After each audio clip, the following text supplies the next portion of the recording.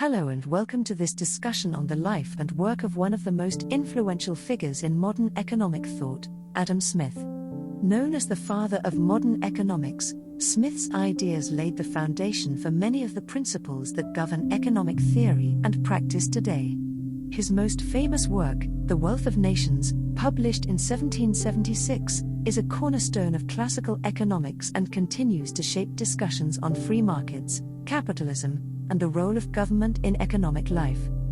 We will explore Adam Smith's life, his intellectual background, and his key ideas, especially those presented in The Wealth of Nations and the Theory of Moral Sentiments. We'll discuss how his thinking evolved, his impact on economics and philosophy, and why his work remains so relevant today. Before we start though, I wanted to take a quick moment to talk about something that could really help the channel. If you've been enjoying the content and you'd like to support what we're doing here, we now have a Patreon page. The link is right under the video in the description. Now, I want to be totally upfront, supporting the Patreon doesn't get you any special perks or extra content at the moment. This is simply a way to help us maintain the channel, cover the costs of production, and keep things running smoothly. If you feel like pitching in, that would be amazing, and we'd appreciate it more than words can say. Every little bit helps. That said, your support is 100% voluntary. If you're not able to contribute, no worries at all. Just being here, watching, and sharing the videos means the world to us. The content will always be free for you to enjoy, so no pressure whatsoever. Thank you so much for being a part of this community, and whether you're able to support or not, we're grateful for each and every one of you. Now on to the video. Adam Smith was born in the small town of Kirkcaldy, Scotland, in 1723. His father, also named Adam Smith, was a customs officer who died shortly before Adam's birth. Raised by his mother, Margaret Douglas, Smith was an intellectually curious child who displayed an early interest in learning. At the age of 14, he entered the University of Glasgow, where he studied moral philosophy under the guidance of Francis Hutcheson, a leading figure of the Scottish Enlightenment. Hutcheson's influence on Smith was profound. Hutcheson emphasized the importance of reason and moral philosophy, which later played a key role in shaping Smith's own work. After his studies in Glasgow, Smith went on to study at Balliol College, Oxford. However, Smith found Oxford's curriculum stifling and less stimulating compared to the dynamic intellectual environment he had experienced in Scotland. He later criticized the teaching at Oxford for being antiquated and uninspiring. Despite his dissatisfaction with Oxford, Smith spent his time reading voraciously, focusing on classical literature, philosophy, and economics. This period of self-directed study laid the groundwork for his later writings. After leaving Oxford in 1746, Smith returned to Scotland, where he embarked on an academic career that would make him one of the most respected thinkers of his time. After leaving Oxford, Smith returned to his home country of Scotland. In 1751, he took up the position of Professor of Logic at the University of Glasgow. A year later, he switched to the more prestigious position of Professor of Moral Philosophy, which allowed him to develop and expand on many of the ideas that would later shape his major works. It was during his time at Glasgow that Smith became part of the broader intellectual movement known as the Scottish Enlightenment. The Scottish Enlightenment was a period of intellectual and cultural flourishing in Scotland during the 18th century, characterized by a focus on reason, empirical science, and humanism. Smith, along with other thinkers like David Hume and Francis Hutcheson, contributed to this movement by exploring new ways of understanding society, economics, politics, and morality. In this environment, Smith delivered a series of lectures on ethics, jurisprudence, and political economy, which formed the basis of his first major book, The Theory of Moral Sentiments, published in 1759. Published in 1759, The Theory of Moral Sentiments was Adam Smith's first significant work and remains one of the most important contributions to moral philosophy. In this book, Smith explored the nature of human behavior, focusing on how individuals make moral judgments and how they are influenced by their feelings and relationships with others. A central theme in the theory of moral sentiments is the concept of sympathy, which Smith described as the ability to understand and share the feelings of others. According to Smith, humans have a natural tendency to empathize with one another, and this forms the basis for our moral judgments. We are motivated to act in a way that we believe would be approved of by an impartial spectator, an imaginary observer who represents the perspective of society as a whole.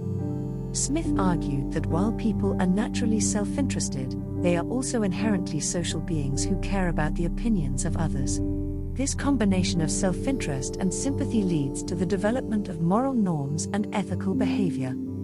Another important idea in the theory of moral sentiments is Smith's notion of propriety, the idea that moral actions are those that are appropriate to the situation and are approved by the impartial spectator. For Smith, moral virtue arises from balancing our self-interest with concern for the well-being of others. While the theory of moral sentiments focuses on ethical behavior and human psychology, it also provides important insights into Smith's broader philosophical worldview. It shows us that Smith was not just an economist concerned with markets and wealth, but also a moral philosopher deeply interested in how humans live together in society. In 1776, Adam Smith published his magnum opus, An Inquiry into the Nature and Causes of the Wealth of Nations, often referred to simply as The Wealth of Nations. This book is widely considered to be the foundation of modern economics and represents Smith's most famous and enduring contribution to the field. The Wealth of Nations is a detailed analysis of the nature of economic systems, the causes of prosperity, and the role of government in economic life. At its core, the book is an investigation into how nations accumulate wealth and how the forces of supply and demand operate within markets. One of the key ideas in The Wealth of Nations is the concept of the division of labor. Smith argued that dividing production into specialized tasks allows workers to become more skilled and efficient, which in turn leads to greater productivity and economic growth. To illustrate this, Smith famously used the example of a pin factory, where workers who specialize in specific tasks, such as drawing out wire, straightening it, and cutting it, can produce far more pins than if each worker tried to make an entire pin by themselves.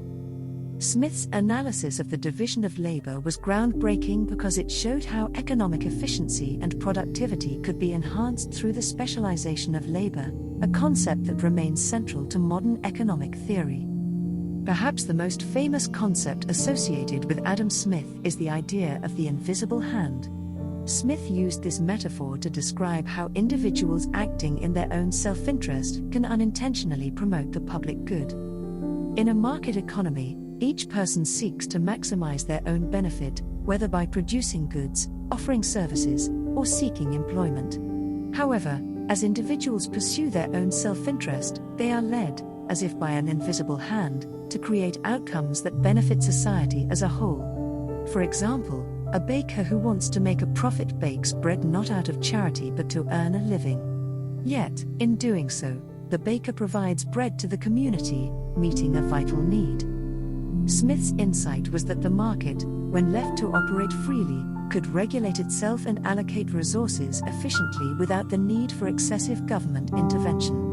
This idea is central to the concept of laissez-faire economics, which advocates for minimal government interference in economic affairs, allowing market forces to operate freely. However, it's important to note that Smith did not believe in a completely unregulated market.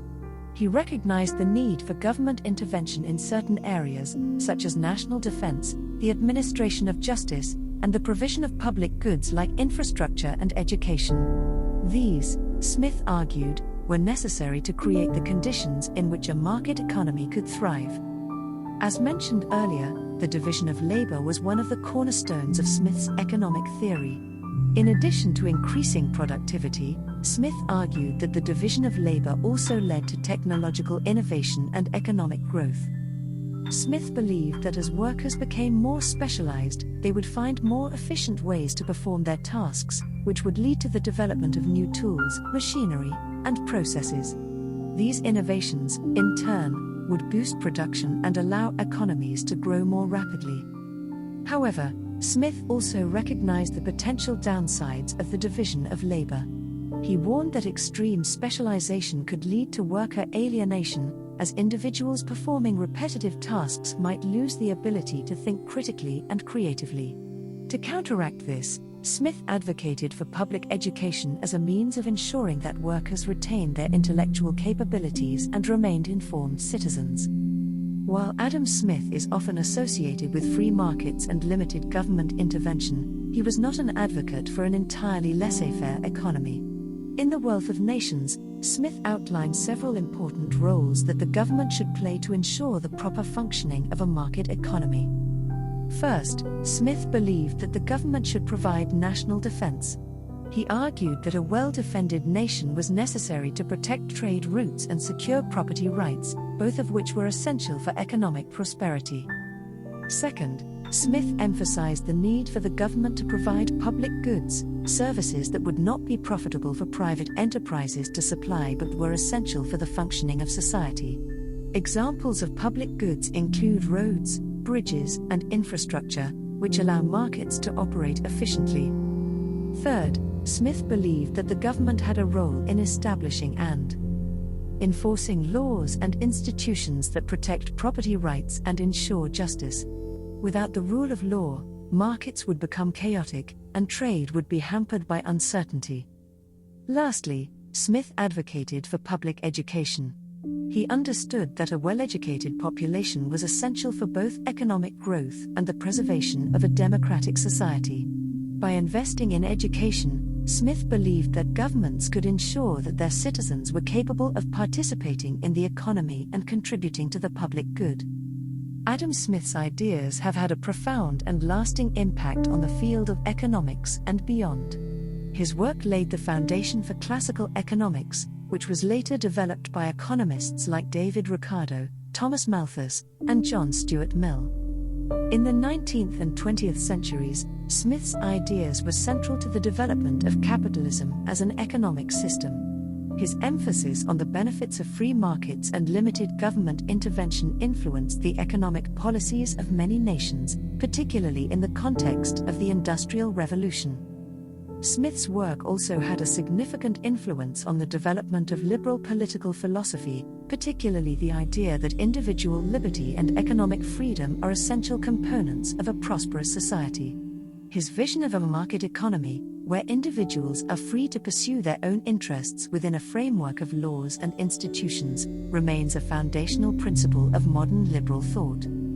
More than 2 centuries after his death, Adam Smith's ideas continue to resonate in discussions about economics, politics, and society. His insights into the nature of markets, the role of government, and the interplay between self-interest and social welfare are still highly relevant in today's world. In the 21st century, debates about globalization, income inequality, and the role of government in regulating markets often invoke Smith's ideas. While some interpret his work as advocating for completely free markets, others point to his recognition of the need for government intervention in certain areas, such as education, infrastructure, and justice. Smith's work also continues to inspire economists and policymakers as they grapple with the challenges of creating prosperous, stable, and equitable societies. His emphasis on the importance of education, the rule of law, and public goods remains as relevant today as it was in the 18th century. In conclusion, Adam Smith's life and work have left an indelible mark on the history of economic thought and continue to influence our understanding of markets, human behavior, and the role of government in society.